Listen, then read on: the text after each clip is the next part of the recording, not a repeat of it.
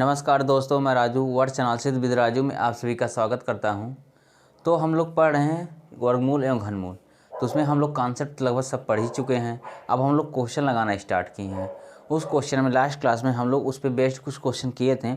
हम आपसे बोल रहे थे जो क्वेश्चन बच जाएंगे, यानी कि कुछ और भी क्वेश्चन जो करने होंगे नेक्स्ट क्लास में करेंगे, यानी कि आज की क्लास में करेंगे। चलिए, तो ज़्यादा टाइम ना गंवाते हुए हम लोग स्टार्ट कर रहे हैं क्वेश्चन से, क्योंकि कॉन्सेप्ट आप लोग सब लोग जान ही चुके हैं, तब उसको बताना तो है नहीं।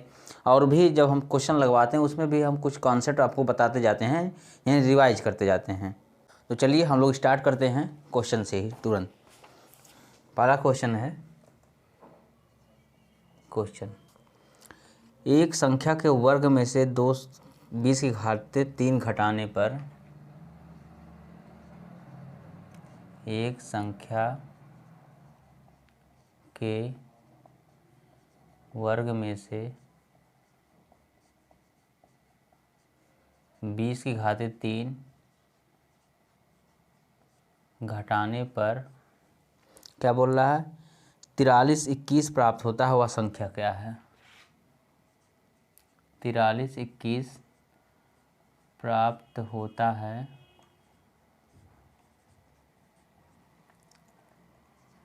वह संख्या क्या है?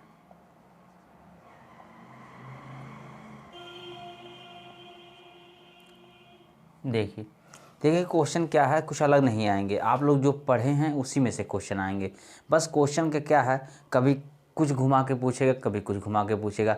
अगर आप अच्छे से पढ़े हैं तो आपको कोई दिक्कत नहीं होनी चाहिए, कुछ भी पूछे। इसी में देख ले क्या पूछा है, एक संख्या के वर्ग में से 20 की घात 3 घटाने पर 4321 प्राप्त होता है। तो इसमें कौन सी बड़ी बात है, बहुत सिंपल चीज़ दिया है।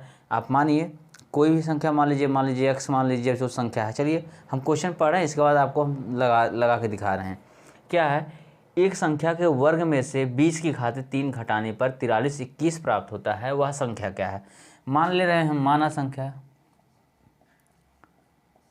संख्या यक्स है, ठीक है।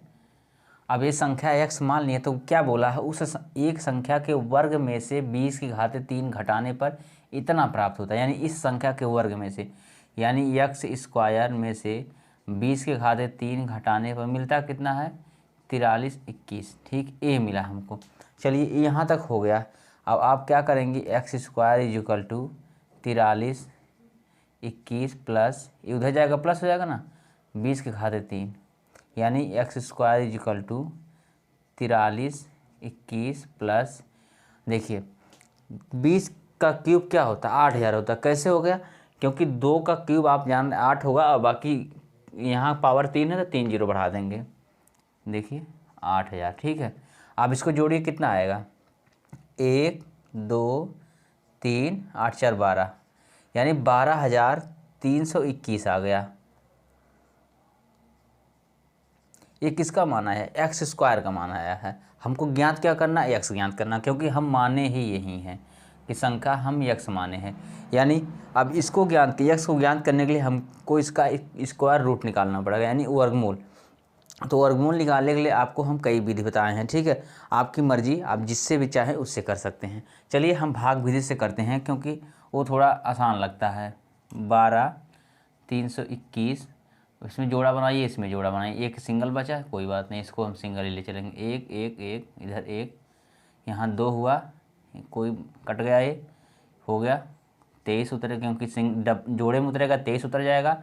फिर हम देख रहे हैं एक ही बार जाएगा, 1 21, यहाँ भी 1 रहेगा, 2 2, इसके बाद बचा 2, यहाँ काटेंगे। फिर कितना उतरा, 21 उतरा। फिर देखिए एक बार जाएगा, 1 1 221। ठीक है, सब कुछ ख़त्म, इधर 222। हमको इससे कोई मतलब नहीं है, ठीक है। हमको मतलब है इससे, क्योंकि हमको वर्गमूल निकाला, वर्गमूल का मान यही आता है, ठीक है।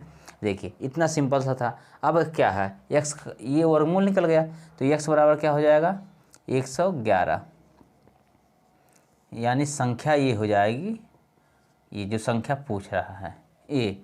देखिए ऐसे ही क्वेश्चन आएंगे, क्वेश्चन बता तो रहे हैं ना, क्वेश्चन अलग नहीं आएंगे, आप जो पढ़ें उसी में से आएंगे। बस हम क्या है, आपको थोड़ा सा जो लग रहा है कि थोड़ा सा अलग क्वेश्चन है, कहीं आप कुछ सोच ना पाएँ, इसलिए हम लगवा रहे हैं इसको। कोई लगाने लायक तो क्वेश्चन ये सब नहीं है, आप लोग अपने आप से इससे कर सकते हैं। फिर भी हम सोच रहे हैं चलिए कहीं अगर किसी बच्चे को प्रॉब्लम हो रही है तो कम से कम वो भी देख ले इस चीज़ को, और आप लोगों को भी आइडिया मिल जाए, हो सकता है कुछ नई चीज़ इसमें मिल जाए 2 क्वेश्चन में। हम देख रहे हैं, ठीक है। चलिए बाकी एक क्वेश्चन हम मिटा रहे हैं क्योंकि आप लोग समझ ही गए होंगे इसको, और उम्मीद कर रहे हैं आप लोग उतार भी लिए होंगे। चलिए ठीक, हम मिटाते हैं इसको।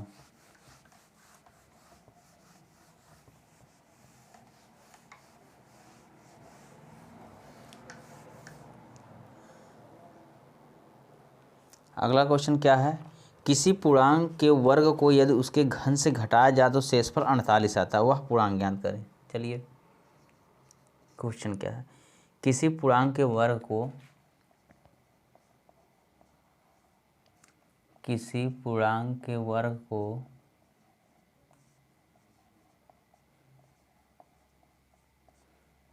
वर्ग को उसके घन से घटाया जाता है, घन से घटाया जाता है तो शेषफल 48 आता है, वह पूर्णांक ज्ञात करें। तो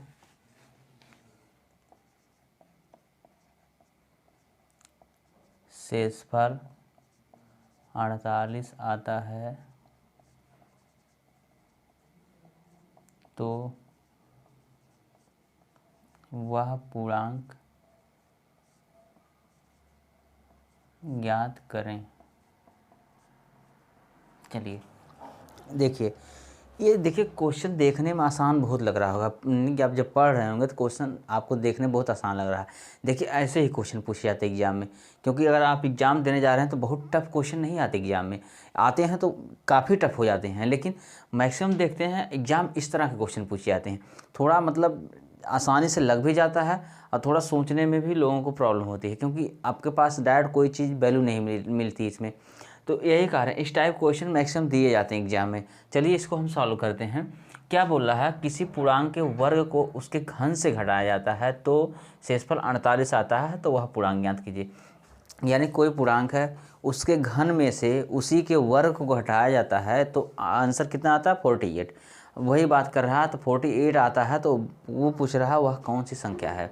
चलिए हम फिर वही मानेंगे, माना संख्या x है या माना पूर्णांक x है, कोई बात नहीं, चाहे जो आप लिख सकते हैं, माना पूर्णांक x है। अब देखिए क्वेश्चन क्या कह रहा है, क्वेश्चन क्या रहा है कि पूर्णांक के वर्ग को उसके घन से घटाया जाता है। यानी अब x है मान लिए हैं, तो x का घन में से x के वर्ग को घटाया जाता, आता कितना, 48 आता है। चलिए अब हम क्या कर सकते हैं, x स्क्वायर कॉमन ले सकते हैं, आएगा x - 1 बराबर 48। फिर अब देखिए क्वेश्चन क्या है, अब इसमें देखिए आपको हम बता रहे हैं कैसे सोचना आपको। चलिए हम क्या कर रहे हैं, ये देखिए हो गया x स्क्वायर और ये हो गया x - 1 बराबर 48। अब कोई चीज़ आप देखिए क्वेश्चन आप बाई ऑप्शन भी लगा सकते हैं, अगर ऑप्शन आएगा तो आप ऑप्शन से सेलेक्ट कर सकते हैं, लेकिन आप सोचिए तो सही, ऑप्शन तो कर ही लेंगे, ऑप्शन से यहाँ आने के बाद आप कर ही सकते हैं, लेकिन आप सोचिए हमको कहाँ कैसे करना है। देखिए आपको क्या है, एक संख्या है उसका वर्ग है, ठीक है, यक्स कोई संख्या है उसका वर्ग है, उसके वर्ग में उस संख्या से एक कम का गुणा हुआ है, आप कह सकते हैं क्यूब के लगभग हुआ है। समझ रहे हैं इस बात को। देखिए अगर यहाँ भी x हो जाता, अगर यहाँ भी x रहता तो x क्यूब हो जाता ना, यानी क्यूब के लगभग यानी x स्क्वायर से अधिक है और x क्यूब से कम है, यानी ये संख्या, समझ रहे हैं। अरे भाई देखिए अब ध्यान से आप समझिए क्या है, देखिए ये है x स्क्वायर, अगर इसका भी मान केवल x रहता तो गुणा होकर x क्यूब बना लेते हैं सब, ठीक है, लेकिन x क्यूब नहीं है, x स्क्वायर में x - 1 यानी x स्क्वायर में x - 1 से, यानी कि जो x की वैल्यू रहेगी उससे एक कम का गुणा हुआ है, यानी ये संख्या x स्क्वायर से अधिक है और x क्यूब से कम है। तो आप इतना सोचिए, कोई भी ऐसी संख्या आप लीजिए, मतलब आप देखिए उसका x स्क्वायर इससे x क्यूब कम रहे, एक्स स्क्वायर ज़्यादा रहे। जैसे एग्जाम्पल के रूप में हम 2 का अगर x मान रहे हैं तो 2 का क्यूब कितना हो जाएगा, 8 हो जाएगा, 2 का स्क्वायर कितना हो जाएगा, 4 हो जाएगा। तो 4 और 8 के बीच में ये संख्या आती तो हम इसको एक बार ट्राई करते हैं। चलिए वो नहीं हो पाएगा, चलिए आप आगे बढ़िए, आप 3 को बढ़िए, तो तो 3 का स्क्वायर है कितना हो जाएगा, 3 का स्क्वायर है 9 और 3 माइनस 1 बराबर 2, यानी 9 गुणे 2 बराबर 18। ये भी नहीं हो रहा है क्योंकि आपको पता है सबसे पहले आपको यही चेक करना है कि एक्स क्यूब क्या है, क्यूब ज़्यादा होना चाहिए। अगर हम 4 ले रहे हैं तो 4 का क्यूब कितना हो जाएगा, 64 हो जाएगा। 64 इससे ज़्यादा जा रहा और ज़्यादा जाना भी चाहिए। चलिए एक बात देख रहे हैं, अगर हम एक्स स्क्वायर ले रहे हैं यानी 4 का स्क्वायर, 4 का स्क्वायर कितना हो रहा है, यानी कि 16 हो रहा है। ठीक है, ये भी बात सही है, ये भी ठीक है। चलिए यानी एक बार पॉसिबिलिटी बन सकती है। चलिए अगर हम x बराबर 4 रख रहे हैं, x बराबर हम 4 रख रहे हैं, देखिए 4 के स्क्वायर 16 गुणे 4 माइनस 1 बराबर 3, अब हो जाएगा 48, यानी इसका मान 48 आ गया। क्या रखने पाया है, x बराबर 4 रखने पर मान 48 आ रहा, यानी x की वैल्यू 4 होगी। देखिए अब आप लोग सोचेंगे ये कैसे कर रहे हैं आप। देखिए कभी कभी ऐसा होता है कि आपको क्लू नहीं मिलता है तो आपको अपने हिसाब सोचना पड़ता ना। देखिए ऐसे कंडीशन में मैक्सिमम चांस ये होता है लोग बाई ऑप्शन करते हैं। बाई ऑप्शन ठीक है, वो तो है ही जो है, लेकिन आप सोचिए तो सही कुछ, कि आप सोचिए हम क्या इसमें देखेंगे। आप इसमें क्या देख सकते हैं, एक्स स्क्वायर है, इसको लिख सकते हैं x इंटू एक्स माइनस 1, यानी सेम संख्या का 2 बार गुणा हुआ है, फिर उसी संख्या से एक कम बार गुणा हुआ है। यानी हम कह सकते हैं एक्स स्क्वायर एक्स माइनस 1, यानी कोई भी संख्या है उसके एक्स स्क्वायर यानी उसके स्क्वायर इंटू उसके एक कम हुआ गुणा हुआ है, यानी वह संख्या उसके अपने क्यूब से कम होगी, अपने स्क्वायर से अधिक होगी। तो आप कोई ऐसी संख्या उठाइए जो इस, जैसे अब क्या है, अगर हम 5 उठा रहे हैं तो 5 पचे 25 और 5 के क्यूब 125 हो जाएगा। ठीक है, लेकिन उसके पहले अगर हम 4 देख रहे हैं तो 4 का भी क्यूब उससे ज़्यादा आ रहा, तो पॉसिबिलिटी बनती है 4 की। तो आप 4 रख के चेक कर सकते हैं। 4 रखने के बाद आप रखेंगे 4 के स्क्वायर 16 इंटू 4 माइनस 1 मतलब 3 और 16 गुणे 3 बराबर 48। 48 इधर आया ही था, 48 यहाँ रखने पर आ गया, इसका मतलब x का मान 4 होगा यहाँ पर। ठीक, इस तरह से आपको सोचना भी है, किसी किसी क्वेश्चन में आपको सोचना ही पड़ सकता है। बाकी अगर आप सॉल्व भी करना चाह रहे हैं तो देखिए समीकरण मेथड से लगेगा, लेकिन काफ़ी लंबा हो जाएगा। आप सीधे सीधे बाई ऑप्शन कर सकते हैं या सोच के आप रख सकते हैं। ठीक, चलिए इसको मिटाते हैं हम।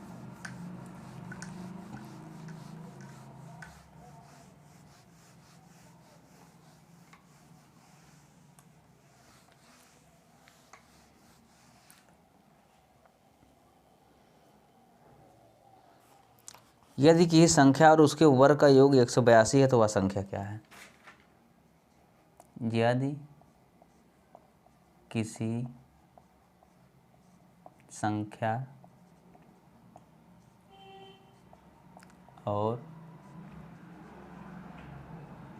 उसके वर्ग का योग 182 है तो क्या बोला है, वह संख्या क्या है।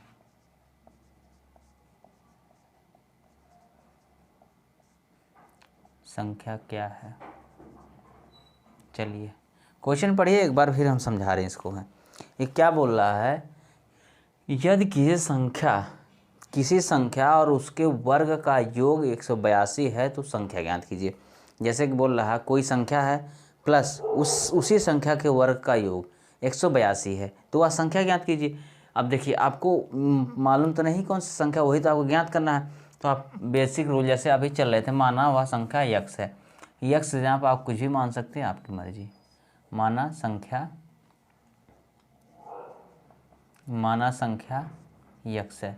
ठीक है, अब क्वेश्चन में क्या है, किसी संख्या और उसके वर्ग। देखिए अब हम संख्या मान ली एक्स प्लस उसके वर्ग मतलब एक्स स्क्वायर, दोनों का योग क्या है, योग ही बोला ना, इसलिए प्लस लगाएं बराबर 182। चलिए ये हो गया। अब इसमें आप क्या कर सकते हैं, एक्स कॉमन ले लीजिए। ठीक है, एक्स प्लस 1 बराबर 182। देखिए अब इसमें आपको क्या करना है, इसमें संख्या क्या है, एक्स स्क्वायर से थोड़ा सा ज़्यादा होगी, समझ रहे हैं, क्योंकि देख रहे हैं एक्स स्क्वायर ही है और प्लस एक्स है, यानी संख्या एक्स स्क्वायर से ज़्यादा होगी। या फिर हम कह सकते हैं कोई ऐसी संख्या लें, वो संख्या और उसके जस्ट एक अधिक संख्या, दोनों का गुणनफल 182 आना चाहिए। आप क्या संख्याएं रख के चेक कर सकते हैं, कैसे, आप कोई संख्या लीजिए, उसके स्क्वायर मतलब जो करीब स्क्वायर हो स्क्वायर करीब जो पहुँचे उसको आप रखिए। जैसे क्या हम बता रहे हैं, जैसे अगर आप देखिए अब 182 आपको पता है 10 के स्क्वायर लेंगे तो 10 स्क्वायर 100 ही होता है, तो ये तो बहुत कम पड़ जाएगा। 12 लीजिए, 12 के स्क्वायर 144 होता है, फिर 12 जोड़ेंगे ये भी कम पड़ जाएगा। अगर हम 14 ले रहे हैं, 14 के स्क्वायर कितना होता है 196 होता है, ठीक है। इसके बाद ये भी देख रहे हैं कम ही मिला जुला पड़ रहा है, नहीं ज़्यादा हो जा रहा है, 196 182 है ना, ठीक है। 12 की स्क्वायर 144 हो रहा है, अगर 12 गुणे 13 करें 3 दूनी 6 नहीं आएगा, यानी कि आपको लास्ट में 2 लाना है, तो आपका आना कितना चाहिए 3 और 4 का गुणनफल 2 आ सकता है, यानी यक्स बराबर आप कितना ले सकते हैं 13। अगर यक्स बराबर 13 ले रहे हैं तो यक्स धन 1 कितना हो जाएगा, यक्स धन 1 हो जाएगा 14, या हम कह सकते हैं इस मेथड से कर सकते हैं, एक्स स्क्वायर मतलब 169 और फिर एक्स मतलब 13, ठीक है। 9 3 12, 6 1 7 1 8, 182। देखिए आप इस तरह से सोच के कर सकते हैं। देखिए ये है द्विघात समीकरण भी, इसको हम समीकरण से भी हल कर सकते हैं, लेकिन वो हो सकता है आपके लिए लंबा पड़ जाए। अगर आप सोच सकते हैं, देखिए हम अभी आपको बस एक आइडिया दे रहे हैं कैसे आप सोचेंगे। अगर आप करेंगे ना तो आप 2-4 क्वेश्चन के बाद खुद ही बहुत जल्दी सोचने लगेंगे, हाँ इसका आंसर तो ये हो सकता है। तो देखिए अभी आपको हम आइडिया दे रहे हैं कि आप कैसे सोचेंगे कोई चीज़। सोचने के लिए आप देखिए क्या था क्वेश्चन था यदि की संख्या और उसके वर्ग का योग 182 है तो संख्या ज्ञात कीजिए। तो हम मान लीजिए वहाँ संख्या यक्स है, यक्स मानने के बाद हम प्रश्न के हिसाब से रखें किसी संख्या और उसके वर्ग का योग 182, हम कंडीशन रख दिए जो क्वेश्चन बताया है। तो हम इसके बाद यक्स कॉमन लिए तो यक्स इंटू यक्स प्लस 1 आ गया है। तो हमको कोई ऐसी संख्या लेनी है जो वो संख्या प्लस 1 और उसमें गुणा करने के बाद 182 आ जाए, या हम कह सकते हैं उसका वर्ग इससे थोड़ा सा कम रहे जो हम मान रहे हैं, यानी इससे थोड़ा सा कम उसका वर्ग रहे। क्यों कम रहे, क्योंकि वर्ग प्लस वह संख्या है, तो आप इसके करीब करीब पहुँचे। कौन सी संख्या वर्ग में पहुँच रही है, आप 10 देखें हैं, 10 से पहुँचने के बाद 100 बहुत कम, 12 देखें 144 कम ही है, 13 देख रहे हैं 13 तिया 169 और प्लस 13 करें तो 182 मिल रहा है। यानी आप इस तरह से सोच के रख सकते हैं x इक्वल टू 13, ठीक है। आप रख सकते हैं 13 गुणे 14 बराबर 13 चौक 52, 13 कम 13 5 18, 182 आंसर आ गया। इसका मतलब x का मान 13, ये सही है, ठीक है, ये सही है। चलिए अगर आप इस तरह से आपको लग रहा है डायरेक्ट एक बार हम उससे भी कर ले रहे हैं, यानी किससे द्विघात समीकरण से, तो ये है हमारे पास इक्वेशन हो जाएगा एक्स स्क्वायर धन यक्स ऋण 182, ठीक है, बराबर 0। चलिए यक्स स्क्वायर क्या हो सकता है 14 यक्स माइनस कितना हो जाएगा 13 यक्स माइनस 182, ठीक, बराबर 0। देखिए क्योंकि 14 में से 13 जाएगा, एक बचेगा सिर्फ यक्स और दोनों गुणा करेंगे 182 हो जाएगा। तो आप क्या कर सकते हैं, यक्स कॉमन लेंगे, एक्स धन 14 हो जाएगा, फिर यहाँ पर लेंगे कॉमन -13, फिर यक्स धन 14 हो जाएगा, ठीक है, बराबर 0 हो जाएगा। एक कोष्टक में यक्स धन 14, दूसरे कोष्टक में हो जाएगा यक्स -13 बराबर 0। यहाँ हो जाएगा इस कुछ को रखेंगे तो एक्स बराबर एक्स धन 14 बराबर 0 रखेंगे तो एक्स का मान हो जाएगा -14, और इसको जब बराबर 0 रखेंगे तो एक्स का मान हो जाएगा 13। दोनों आपका आंसर ठीक है, कोई आंसर गलत नहीं है, क्योंकि दोनों आंसर आपकी कंडीशन सेटिस्फाई करवाएंगे। क्यों आप रख के देख सकते हैं, ठीक है, रख के देख सकते हैं। लेकिन आप देखेंगे क्वेश्चन के आंसर में क्या दिया है ऑप्शन, उस हिसाब से आप करेंगे। लेकिन होने के लिए दोनों गलत नहीं है, क्योंकि देखिए अगर हम बात किया है -14 रख रहे हैं तो इस हिसाब से माइनस एक्स का मान हो गया -14 धन इसके बाद एक्स स्क्वायर का मान -14 का स्क्वायर। देखिए -14 ये तो वैसे रहेगा, और माइनस का स्क्वायर अगर करेंगे तो प्लस हो जाएगा 196, और 196 से 14 घटाएंगे 182, ये भी आंसर सही आ गया, ठीक है। अगर हम 13 रख रहे हैं तो 13 धन 169, देखिए इसका भी मान 182 आ गया, ये भी सही है। लेकिन अगर आप संख्या पूछ रहे हैं, अगर ऑप्शन दिया है 13, अगर आपको डायरेक्ट बताना हो तो आप 13 ही बताइए, क्योंकि नेगेटिव चीज़ें बाद में ली जाती हैं। अगर देखिए आंसर ये भी गलत नहीं है, ठीक है, दोनों सही है, बस आप क्वेश्चन में ऑप्शन देखिए, ऑप्शन क्या दिया उस हिसाब से मार दीजिए, ठीक, कोई दिक्कत नहीं। देखिए एक्चुअली ये क्वेश्चन क्या होते हैं, ये क्वेश्चन ऑप्शन वाले होते हैं, लेकिन हम आपको बस करके इसलिए दिखा दे रहे हैं कि हम ऑप्शन लिखे नहीं हैं। ऑप्शन नहीं लिखने की वजह से हमारे पास दो आंसर आ रहा है, ऑप्शन में आपको एक ही मिलेगा, चाहे -14 मिलेगा चाहे 13 मिलेगा, जो आपको दिखे वो मार सकते हैं, ठीक है। ये तो ऑप्शन वाले क्वेश्चन है, हम तो ऐसे डायरेक्ट क्वेश्चन लिख दिए हैं इसलिए ऐसा आ रहा है। क्वेश्चन में ऑप्शन में एक ही आएगा जो आंसर रहेगा, उसमें कोई एक आप मार दीजिएगा, ठीक है। अगर दोनों दिया रहेगा, दोनों आंसर सही है, उसमें देगा जो भी इसका नंबर देखा कि -14 और 13 दोनों, तो उसमें आप दोनों मार सकते हैं। चलिए हम नेक्स्ट क्वेश्चन करते हैं। देखिए ये सब क्वेश्चन में दम नहीं है, ये सब आप लोग पढ़े हैं, तो जब जो पढ़े हैं उसी के हिसाब से आप लोग कर सकते हैं, कुछ अलग चीज़ें नहीं हैं, बस हम करके दिखा दे रहे हैं, क्योंकि ये टाइप छूट जाता अगर नहीं करते ना, इसलिए इसको कर रहे हैं, बाकी कुछ क्वेश्चन में है नहीं। चलिए क्या कहा, 2 क्रमिक विषम संख्याओं के वर्गों का योग। देखिए ऐसे क्वेश्चन है ना एग्ज़ाम में बहुत पूछे जाते हैं, क्योंकि इसी टाइप क्वेश्चन एग्जाम में आते हैं, काफ़ी लोग इसमें कन्फ्यूज जाते हैं, आगे नहीं कर पाते हैं। 2 क्रमिक विषम संख्याओं के वर्गों का योग।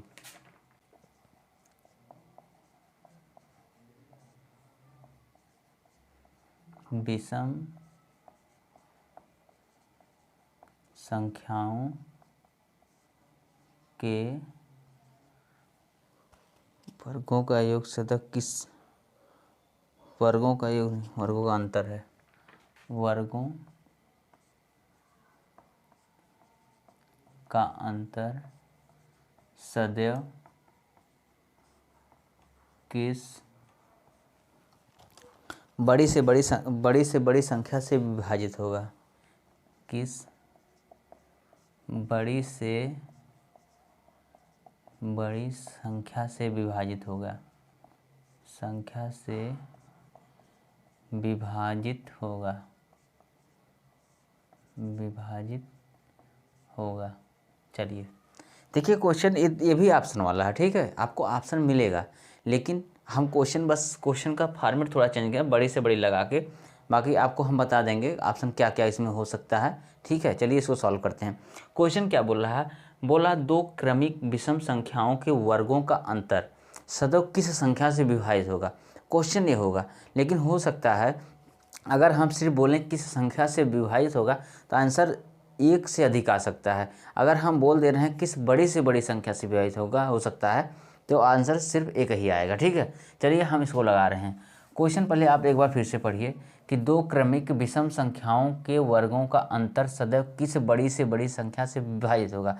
तो देखिए ऐसे क्वेश्चन में आप देखिए लगाने के लिए आप मान के x लगा सकते हैं, आप मान के लगा सकते हैं, कोई दिक्कत नहीं, लग जाएगा, लेकिन ऐसे क्वेश्चन में आप बचिए इन सब चीज़ों से, आप डायरेक्ट मान रख के देख लिया करिए। चलिए आप पहले समझिए क्रमिक विषम संख्याएं क्या होती हैं, ठीक है।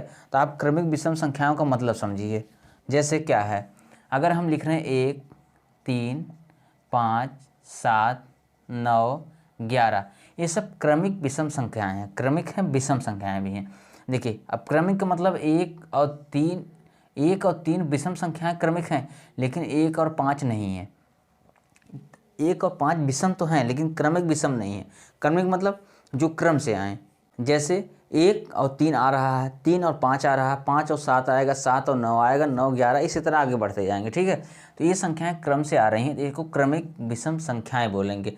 अब देखिए क्या बोल रहा है, 2 क्रमिक विषम संख्याओं के वर्गों 2 क्रमिक विषम संख्याओं के वर्गों का अंतर सदैव किस बड़ी से बड़ी से संख्या से विभाजित होगा। यानी कि देखिए क्वेश्चन तो सिर्फ यही था कि किस संख्या से विभाजित होगा, तो लेकिन एक अगर इस तरह से क्वेश्चन पूछता किस संख्या से विभाजित होगा तो हमको ऑप्शन देता, क्योंकि ऐसी कंडीशन में अगर हम निकालना चाहें तो 1 से अधिक आंसर निकल सकते हैं, क्योंकि हो सकता है 2-3 संख्याएं मिल जाएं जो इस संख्या को विभाजित कर दें, यानी कि 2 क्रमिक विषम संख्याओं के वर्गों के अंतर को विभाजित कर दें। लेकिन हम ऑप्शन अगर नहीं दिए हैं तो हम एक कंडीशन दे दिए उसमें कि वह संख्या बड़ी से बड़ी होनी चाहिए। चलिए वो तो हम अभी चेक करेंगे क्या क्या आ रहा है, लेकिन हम इसलिए दे दिए बड़ी से बड़ी क्योंकि ऑप्शन हमको गायब करना था। चलिए हम निकाल लें। तो सबसे पहले आप जानिए ऐसी कंडीशन में अगर इस तरह के कोई सवाल रहें तो आप लोग इसको समीकरण के पीछे मत भागिए, क्योंकि समीकरण से तो आप निकाल ही लेंगे, क्योंकि वो बेसिक रूल है, वो कहाँ जाएगा, वो तो आएगा ही। आप ऐसी कंडीशन डायरेक्ट मान रख के चेक कर लिया करिए, क्योंकि ये होता है ना, इससे टाइम आपकी बच जाती है। अगर आप डायरेक्ट मान रख के, इसको वैल्यू पुट मेथड भी बोलते हैं, आप सीधे सीधे वैल्यू ही रख के चेक कर लिया करिए। यानी संख्याएं 1 3 5 7 है, इनको किन्हीं 2 संख्याओं का मान रख के आप चेक कर लीजिए, अगली 2 एक संख्याओं का मान रख के चेक कर लेंगे, आपको समझ आ जाएगा हाँ कि जो कौन सी ऐसी संख्या मिल रही है जो इन सबको मतलब क्या ऐसी संख्या है जो इन सबके अंतर को काट रही है। चलिए हम अगर पहला मान रख रहे हैं 1 और 3 का, यानी क्वेश्चन के हिसाब से 3 का स्क्वायर माइनस 1 का स्क्वायर क्या हो जाएगा, 8 9 हो जाएगा, 9 माइनस 1 बराबर 8 हो जाएगा। चलिए अगला हम रख रहे हैं 3 और 5 को, यानी 5 का स्क्वायर माइनस 3 का स्क्वायर हो जाएगा 25 माइनस 9 बराबर हो जाएगा 16। ये भी देखिए हम 5 और 7 रख रहे हैं, यानी 7 का स्क्वायर माइनस 5 का स्क्वायर बराबर 49 माइनस 25 आ जाएगा, 9 में से 5 जा 4 और 4 में से 2 जा 2 यानी 24। देखिए ये संख्याएं 8 16 24 इन सब का अंतर आ रहा है। तो किससे विभाजित होंगे, सारी संख्याएं 8 से विभाजित हो रही हैं, यानी 8 से विभाजित हो सकती है। अगर संख्या कोई भी संख्याएं 8 से विभाजित हो रही हैं तो इसका सीधा सा अर्थ है वह संख्या अपने गुणनखंडों से विभाजित होगी। यानी कि अगर संख्याएं 8 से विभाजित हो रही हैं इसका मतलब यह 8 के गुणनखंडों से विभाजित होगी।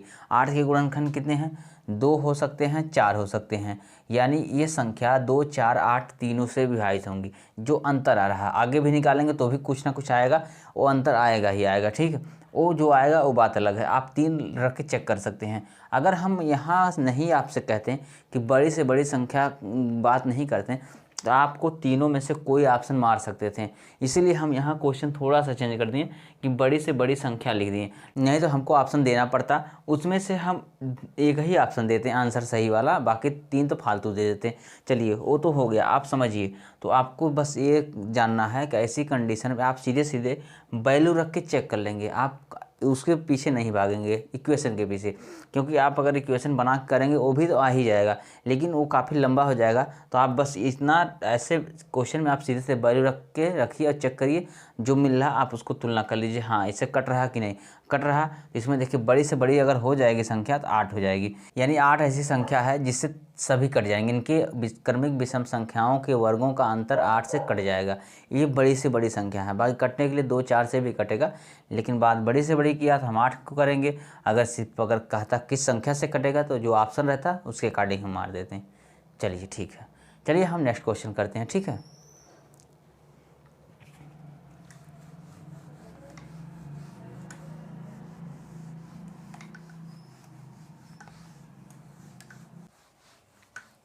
चलिए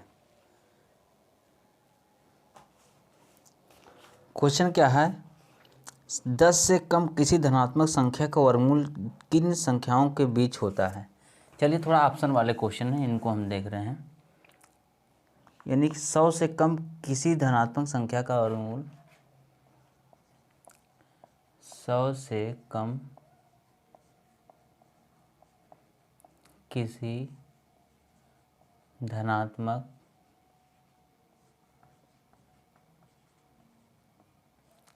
संख्या का वर्गमूल जिन संख्याओं के बीच होता है वे हैं, जिन संख्याओं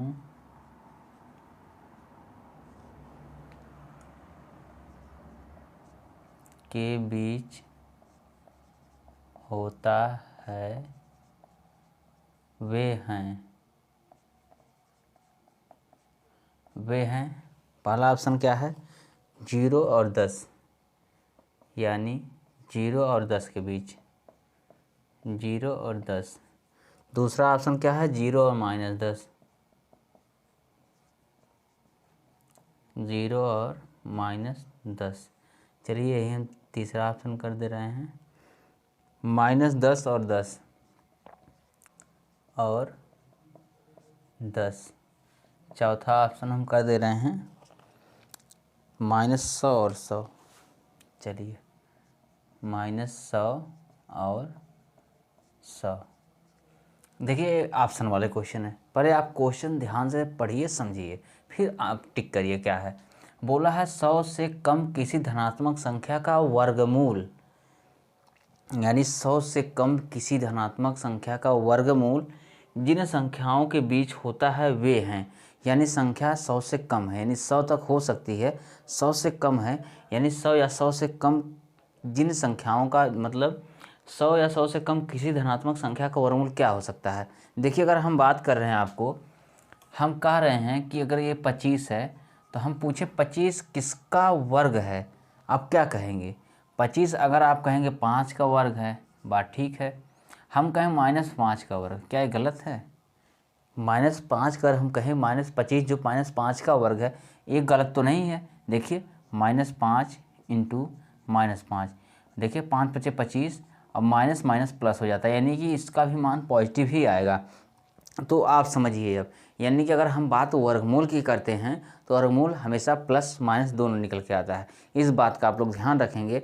अगर वर्गमूल कभी प्लस या माइनस दे दिया तो आप लोग उसको मत सोचिए गलत दे दिया है। वर्गमूल माइनस भी हो सकता है, क्योंकि अगर माइनस का वर्ग हम करेंगे तो प्लस हो जाता है। तो इसलिए किसी भी प्लस संख्या का जो वर्गमूल माइनस और प्लस दोनों हो सकता है। ठीक है, बात वही किया है। अगर हम सिर्फ 25 की बात कर रहे थे, अगर हम यहाँ पर 100 की बात करें तो इसका वर्ग क्या हो सकता, वर्गमूल क्या हो सकता है? वर्गमूल हो सकता है 10 भी हो सकता है। ठीक, बात सही है, 100 को वर्गमूल 10 होता ही है। अगर हम कह दें -10 हो सकता है तो क्या गलत है? ये भी गलत नहीं, ये भी सही है, क्योंकि आपको पता है -10 इंटू -10 बराबर 100, क्योंकि 10 की स्क्वायर 100 होता है, माइनस माइनस प्लस हो जाएगा, यानी ये बात ये भी सही है।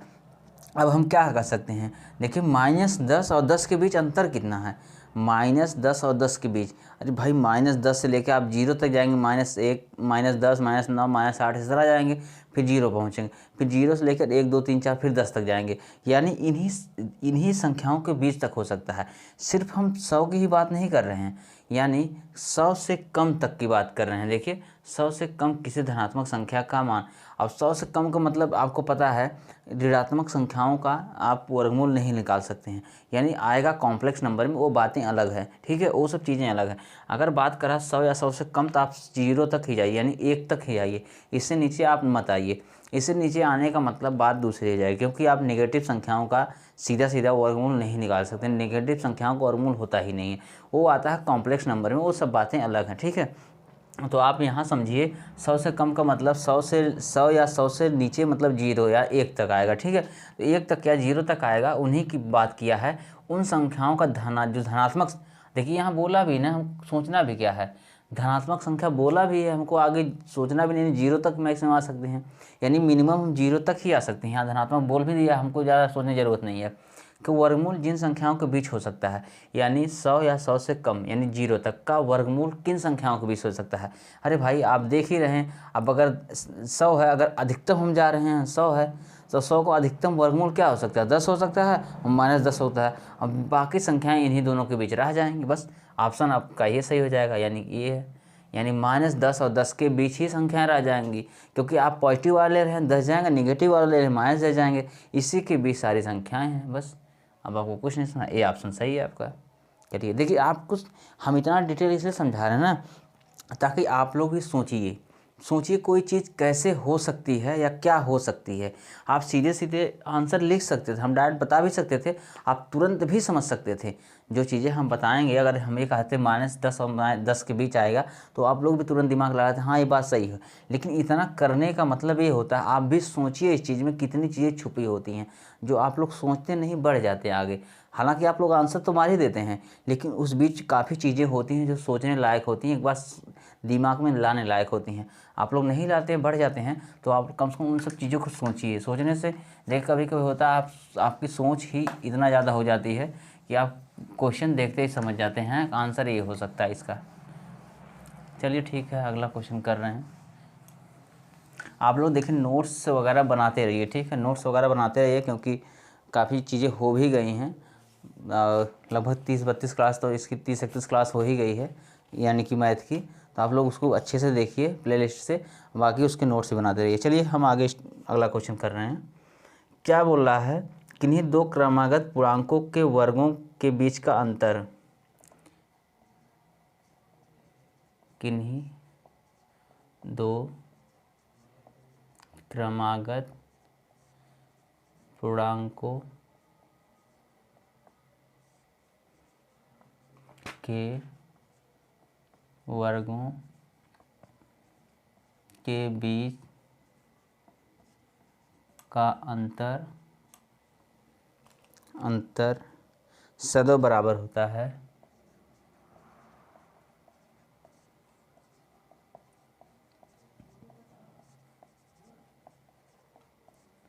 बराबर होता है किसके? ऑप्शन दिया है, पहला ऑप्शन है दोनों संख्याओं के योगफल, दोनों संख्याओं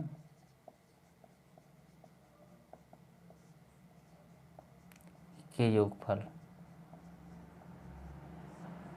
दूसरा ऑप्शन है एक सम संख्या के,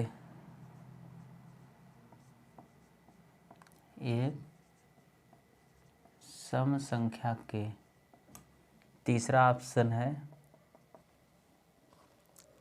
दोनों संख्याओं के अंतर के।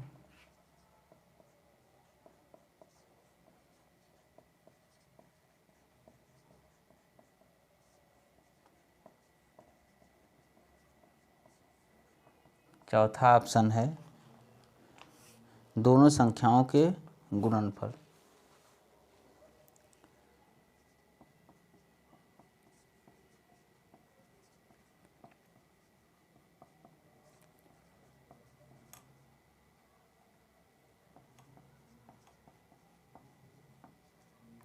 चलिए क्वेश्चन पढ़िए आप। क्वेश्चन बोला किन्हीं दो क्रमागत पूर्णांकों के वर्गों के बीच का अंतर सदैव बराबर होता है। अब बराबर होता है, आप क्वेश्चन इससे जोड़िए ऑप्शन से। दोनों संख्याओं के योगफल के बराबर होता है, एक सम संख्या के बराबर होता है, दोनों संख्याओं के अंतर के बराबर होता है, दोनों संख्याओं के गुणनफल के बराबर होता है। मतलब वाक्य अधूरा आपको जोड़ के ही पूरा करना है। यानी कि आज जोड़ के पूरा करने का मतलब है आपको सही बताना है, यानी कि जो सही ऑप्शन होगा वही इसके साथ जोड़ना है। यानी किन्हीं दो क्रमागत पूर्णांकों के वर्गों के बीच का अंतर। अब देखिए दो क्रमागत पूर्णांकों के वर्गों के बीच का अंतर, इस चीज़ को आप समझिए। आप ऐसे कंडीशन में आपको हम बताया था अभी लास्ट वाला जो क्वेश्चन इसके थोड़ा सा पहले बताए थे, उसको बताया था अगर ऐसी कंडीशन पूछ ले तो आप लोग सीधे वैल्यू रख के देख लीजिए। आप लोग इक्वेशन के पीछे मत पड़िए, क्योंकि इक्वेशन के पीछे पढ़ने पर आपकी टाइम काफ़ी चली जाएगी। ऐसी चीज़ें देखिए, ये सब चीज़ें एक बार देखने वाली हैं, एक बार आप देख लें, इसके बाद बेहतर होगा आप हमेशा के लिए इसको याद कर लें, क्योंकि ये चीज़ें बदल नहीं सकती हैं। ये स्टेटमेंट समझिए एक प्रकार का, ये चीज़ें कभी बदल नहीं सकती हैं, जो है हमेशा सही रहेगा। अगर नहीं ध्यान आ रहा आपके दिमाग में तो आप सीधे सीधे वैल्यू रखें, इसके बाद चेक कर लीजिए। जैसे हम रख रहे हैं, अब क्रमागत वो पूर्णांक क्या हो सकते हैं? अरे भाई पूर्णांक सीधे सीधे 1 2 3 4 5 6 ये ऐसे क्रमागत पूर्णांक हो जाएंगे, ठीक है, यानी कि जो क्रम से ही आए। चलिए हम अगर बात करें इन दोनों की, तो देखिए किन्हीं दो क्रमागत पूर्णांकों के वर्गों के बीच का अंतर। देखिए वर्ग क्या है? 2 स्क्वायर माइनस 1 का स्क्वायर कितना हो जाएगा? हो जाएगा 4 माइनस 1 बराबर 3। अब इसको हम ले रहे हैं 3 का स्क्वायर माइनस 2 का स्क्वायर, यानी 9 माइनस 4 बराबर आएगा 5। चलिए ये हो गया। एक बार 3 और 4 को लेकर हम चेक कर लें, यानी 4 का स्क्वायर माइनस 3 का स्क्वायर यानी 16 माइनस 9 कितना आ जाएगा? 7 आ जाएगा, ठीक है। चलिए अब देखिए ये आ रहा 3 आ रहा, ये 5 आ रहा, ये 7 आ रहा, तो कैसे आया 3? आप ये कह सकते हैं ना, आप 2 का स्क्वायर माइनस 1 का स्क्वायर किए थे, यानी कि दो क्रमागत पूर्णांकों के वर्गों का अंतर हो गया। अब आप ये भी देख सकते हैं, यानी कि 2 का किए थे वर्ग और 1 का वर्ग किए हैं, तो उनके वर्गों का अंतर कितना आ गया? 3। तो हम ये भी तो कह सकते हैं 2 और 1 का योगफल 3 आया है, 3 और 2 का योगफल 5 आया है, 4 और 3 का योगफल 7 आया है।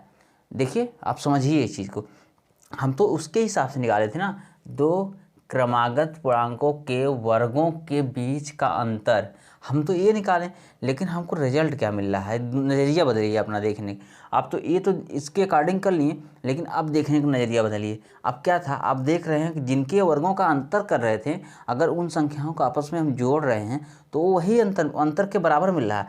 यानी 2 के और 1 के वर्गों का अंतर हम निकाल रहे थे, लेकिन अगर 2 और 1 को हम जोड़ दे रहे हैं तो वही अंतर इसके बराबर आ रहा है। यहाँ देखिए 3 और 2 के वर्गों का अंतर हम निकाले हैं, लेकिन अगर हम कहें 3 और 2 को जोड़ें तो भी उस वर्ग के अंतर बराबर आ गया। 4 और 3 के वर्गों का अंतर हम 7 निकाले हैं, लेकिन 4 और 3 को हम जोड़ दें तो भी 7 निकल के आ रहा है।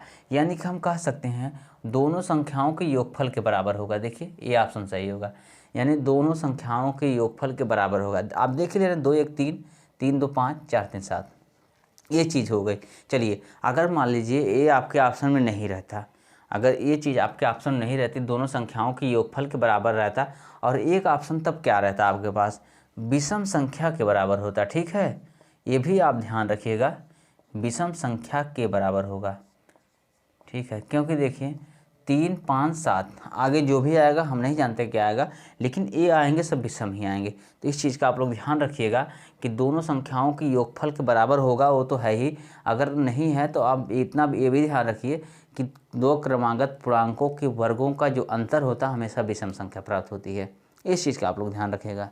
चलिए, ये सब ऑनलाइनर क्वेश्चन है, आप लोग बेहतर है इसको याद कर लीजिए हमेशा के लिए। नहीं अगर याद हो पा रहा तो कोई बात नहीं, आप ऐसे तुरंत रखिए और तुरंत चेक करिए, आप इक्वेशन के चक्कर में ना पड़िए ऐसे क्वेश्चन के लिए। देखिए, ये सब सिलेक्टेड क्वेश्चन है जो एग्जाम में पूछे जाते हैं, ये किसी मतलब विशेष कॉन्सेप्ट पे नहीं आधारित है। आप जो पढ़े हैं उसी में से है, लेकिन ये नहीं कह सकते हैं कि इस टाइप क्वेश्चन हमेशा बनते ही हैं। पूछते हैं एग्जाम में, वो बात अलग है, लेकिन अब एकदम एक ही कॉन्सेप्ट आधारित नहीं है। बस वर्गमूल और घनमूल का बेसिक रूल ही इस पे काम करेगा। ठीक है, आपकी सोच आपकी समझ इसमें काम आएगी।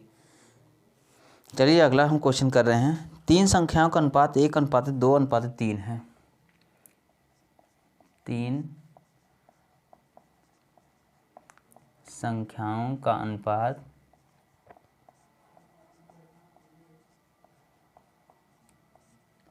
1:2:3 है। फिर क्या बोला है, यदि इनके वर्गों का योग 126 है। यदि इनके वर्गों का योग 126 है तो संख्याएं क्या है।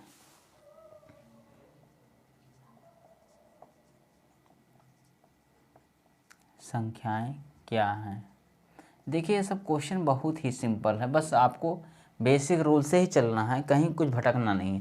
देखिए क्या बोला है, 3 संख्याओं का अनुपात 1:2:3 है, यदि उनके वर्गों का योग 126 है तो संख्याएं क्या हैं। ठीक है, कुछ नहीं करना आपको। चलिए, कैसे क्या करेंगे आप। देखिए, बोल रहा है 3 संख्याओं का अनुपात 1:2:3 है, यदि इनके वर्गों का योग 126 है तो संख्याएं क्या हैं।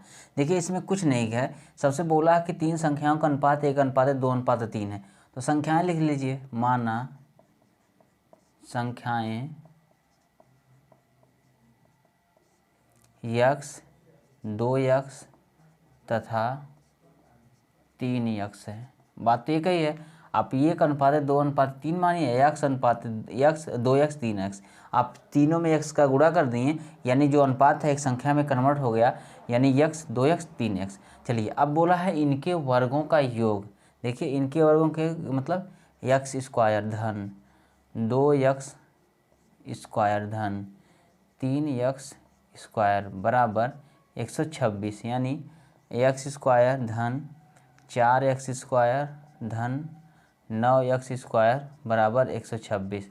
आप जोड़ेंगे 1 4 5 9 5 14, 14x² बराबर 126 और x² बराबर 14 9 126। x बराबर 3 आ गया, क्योंकि 9 का वर्गमूल 3 होता है, क्योंकि x² बराबर 9 है तो x बराबर 3 आ गया।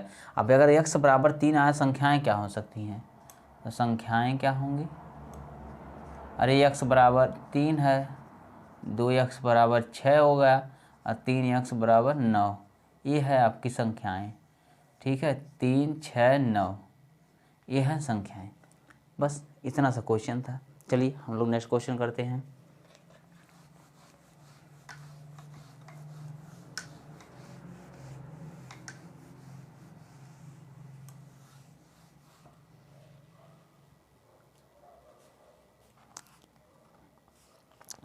बोला, वह कौन सी संख्या जिसमें उसके वर्ग को जोड़ने पर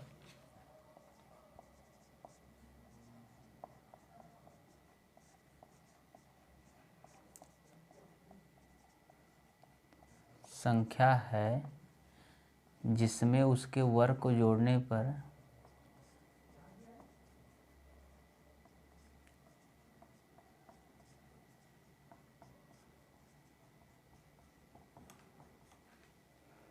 जोड़ने पर 240 प्राप्त होता है।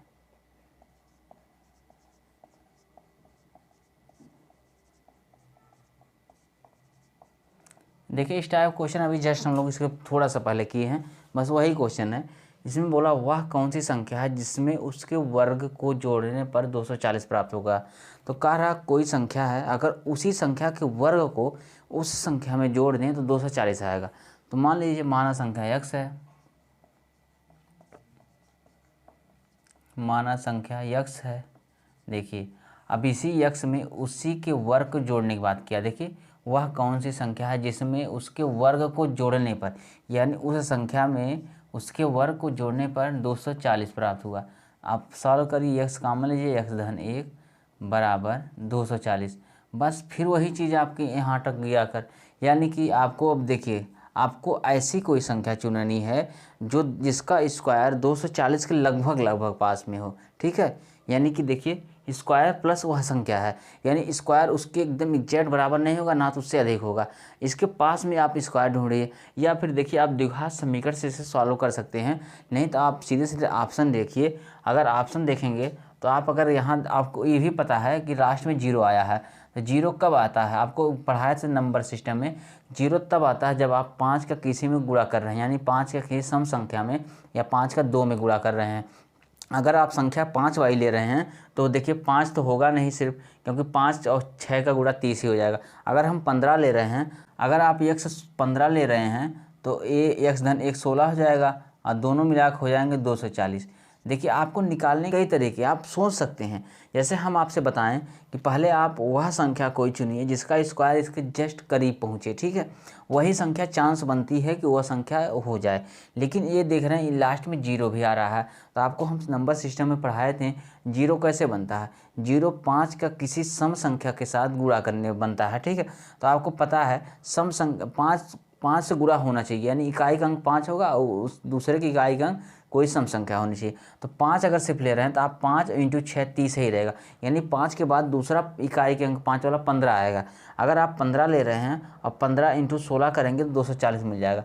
देखिए ये चीज़ आप सोचिए, इस तरह सोच के आप निकाल सकते हैं आंसर जल्दी से। बाकी आपके पास ये है द्विघात समीकरण, द्विघात समीकरण से भी आप हल कर सकते हैं, उससे भी निकल जाएगा। उससे हो सकता है 15 और भी हो सकता है -15 या -16 जो भी आ जाए ऑप्शन, हो सकता है 15 और -16 दोनों आ जाए, तो आपको ऑप्शन के हिसाब से टिक करना है। लेकिन अगर आप डायरेक्ट रख के चेक करना चाहें तो रख के भी चेक कर सकते, कोई दिक्कत नहीं, आंसर दोनों मेथड से आ जाएगा। आप ऑप्शन देखिए, ऑप्शन में क्या दिया उस हिसाब से आप आंसर टिक करिए। ठीक है, चलिए ये हो गया वर्गमूल और घनमूल पर आधारित कुछ क्वेश्चन। ठीक है, मतलब हम कुछ अपने तरफ से जो करवाना चाह रहे थे करवा दी। देखिए अब आपकी जिम्मेदारी, आप अपने तरफ से उसको अच्छी तरह करिए, क्योंकि सारे के सारे हम इसमें आंसर बता चुके हैं। बाकी आप अपनी तरफ से सारे क्वेश्चन इसमें लगाइए और सारे क्वेश्चन आपसे लग जाएंगे, क्योंकि बहुत कुछ है नहीं। आप देख लें जितने हम क्वेश्चन करवाएं सब आप लोग भी उसमें मैक्सिमम क्वेश्चन कर सकते थे, फिर भी आपको एक बार दिखाना ज़रूरी था, बताना ज़रूरी था कि क्वेश्चन कैसे आ सकते हैं, कैसे आते हैं, इसलिए आपको इतना हम क्वेश्चन करवाएं।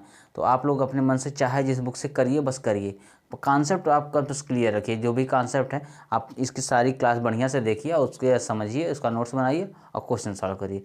चलिए ठीक है, फिर मिलते हैं नेक्स्ट क्लास में। अगर क्लास आप लोगों को अच्छी लगी इसको लाइक करिए, सब्सक्राइब करिए, अपने दोस्तों को शेयर करिए। धन्यवाद।